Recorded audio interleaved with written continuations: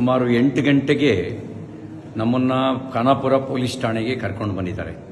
ನನ್ನ ಮೇಲೆ ಯಾವ ಮೊಕದ್ದಮೆ ದಾಖಲಾಗಿದೆ ಅಂತ ನನಗೆ ಹೇಳಿಲ್ಲ.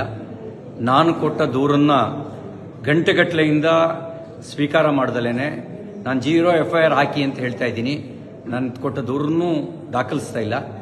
ಈಗ ಇಲ್ಲಿಂದ ಇನ್ನೆಲ್ಲಿಗೋ ಕರ್ಕೊಂಡು ಹೋಗುವಂಥ ಸಂಚು ನಡೆಸ್ತಾ ಇದ್ದಾರೆ. ಎಲ್ಲಿಗೆ ಕರ್ಕೊಂಡು ಹೋಗ್ತಾ ಇದ್ದಾರೆ ಅಂತ ಗೊತ್ತಿಲ್ಲ. ನನ್ನ ಜೀವಕ್ಕೆ ಅಪಾಯ ಇದೆ. ನನ್ನ ಜೀವಕ್ಕೆ ಏನಾದರೂ ಅಪಾಯ ಆದರೆ ಅದಕ್ಕೆ ಕಾರಣ ಇಲ್ಲಿರುವ ಕಾಂಗ್ರೆಸ್ ಸರ್ಕಾರ. ಅವ್ರ ಜವಾಬ್ದಾರಿ ಹೊತ್ಕೋಬೇಕಾಗತ್ತೆ. ನನ್ನ ವಿರುದ್ಧ ಸುಳ್ಳು ಸುದ್ದಿ ಹಬ್ಬಿಸಿ ಸುಳ್ಳು ಕಂಪ್ಲೇಂಟ್ ಕೊಟ್ಟು ನನ್ನನ್ನು ಕೊಲೆ ಮಾಡ್ತಕ್ಕಂಥ ಸಂಚು ನಡೆಸಿದ್ದಾರೆ. ಇದಕ್ಕೆ ಸಂಬಂಧಪಟ್ಟಂತೆ ನಾನು ಸಭಾಪತಿಗಳಿಗೂ ಈಗಾಗಲೇ ದೂರು ಕೊಟ್ಟಿದ್ದೀನಿ. ಹತ್ತತ್ರ 3:45 ಗಂಟೆ ಆಯಿತು ನಾನು ಪೊಲೀಸ್ ಠಾಣೆಗೆ ಬಂದು. ಏನು ದೂರಿದೆ ಅಂತಲೂ ಹೇಳಿಲ್ಲ, ನಮಗೆ ಏನು ಬೇಕು ಅಂತಲೂ ಕೇಳಿಲ್ಲ. ಹೀನಾಯವಾಗಿ ನಡೆಸ್ಕೊಳ್ಳೋ ಕೆಲಸ ಮಾಡ್ತಾ ಇದ್ದಾರೆ ಮತ್ತು ಇಲ್ಲಿಂದ ಎಲ್ಲಿಗೆ ಕರ್ಕೊಂಡು ಹೋಗ್ತಾರೆ ಅನ್ನೋದು ಕೂಡ ನನಗೆ ಸ್ಪಷ್ಟತೆ ಇಲ್ಲ. ನನ್ನ ಜೀವಕ್ಕೆ ಏನಾದ್ರು ತೊಂದರೆ ಆದರೆ ಅದಕ್ಕೆ ಪೊಲೀಸರು ಮತ್ತು ಇಲ್ಲಿಯ ಸರ್ಕಾರ, ವಿಶೇಷವಾಗಿ ಲಕ್ಷ್ಮೀ ಹೆಬ್ಬಾಳ್ಕರ್, DK ಶಿವಕುಮಾರ್ ಅವ್ರ ತಂಡವೇ ಇದಕ್ಕೆ ಕಾರಣ ಆಗುತ್ತೆ ಅನ್ನೋದನ್ನ ಈ ಮೂಲಕ ನಾನು ತಿಳಿಸೋದಕ್ಕೆ ಬಯಸ್ತಾ ಇದ್ದೀನಿ. ಎಲ್ಲವೂ ನಿಗೂಢವಾಗಿದೆ. ಯಾವುದೋ ಕ್ರಿಮಿನಲ್ಗಳನ್ನು ನಡೆಸ್ಕೊಳ್ಳೋ ರೀತಿಯಲ್ಲಿ ನಡೆಸ್ಕೊಳ್ತಾ ಇದ್ದಾರೆ.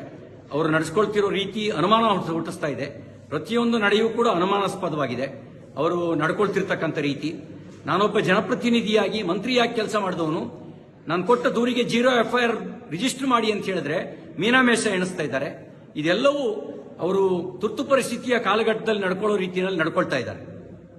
ಜೈ ಹಿಂದ್. ಸುಮಾರು 8 ಗಂಟೆಗೆ ನಮ್ಮನ್ನು ಖಾನಾಪುರ ಪೊಲೀಸ್ ಠಾಣೆಗೆ ಕರ್ಕೊಂಡು ಬಂದಿದ್ದಾರೆ. ನನ್ನ ಮೇಲೆ ಯಾವ ಮೊಕದ್ದಮೆ ದಾಖಲಾಗಿದೆ ಅಂತ ನನಗೆ ಹೇಳಿಲ್ಲ.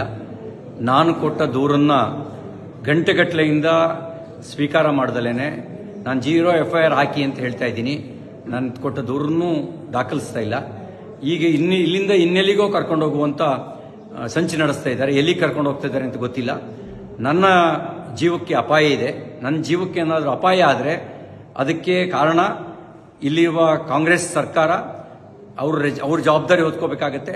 ನನ್ನ ವಿರುದ್ಧ ಸುಳ್ಳು ಸುದ್ದಿ ಹಬ್ಬಿಸಿ ಸುಳ್ಳು ಕಂಪ್ಲೇಂಟ್ ಕೊಟ್ಟು ನನ್ನನ್ನು ಕೊಲೆ ಮಾಡ್ತಕ್ಕಂಥ ಸಂಚು ನಡೆಸಿದ್ದಾರೆ.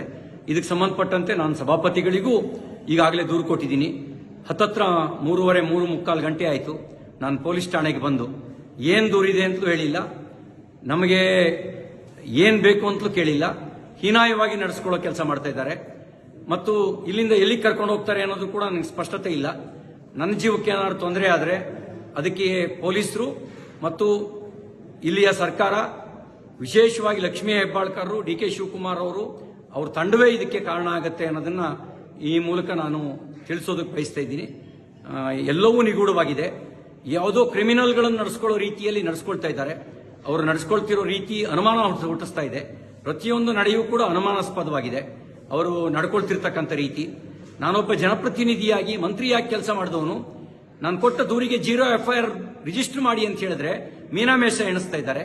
ಇದೆಲ್ಲವೂ ಅವರು ತುರ್ತು ಪರಿಸ್ಥಿತಿಯ ಕಾಲಘಟ್ಟದಲ್ಲಿ ನಡ್ಕೊಳ್ಳೋ ರೀತಿಯಲ್ಲಿ ನಡ್ಕೊಳ್ತಾ ಇದ್ದಾರೆ. ಜೈ ಹಿಂದ್.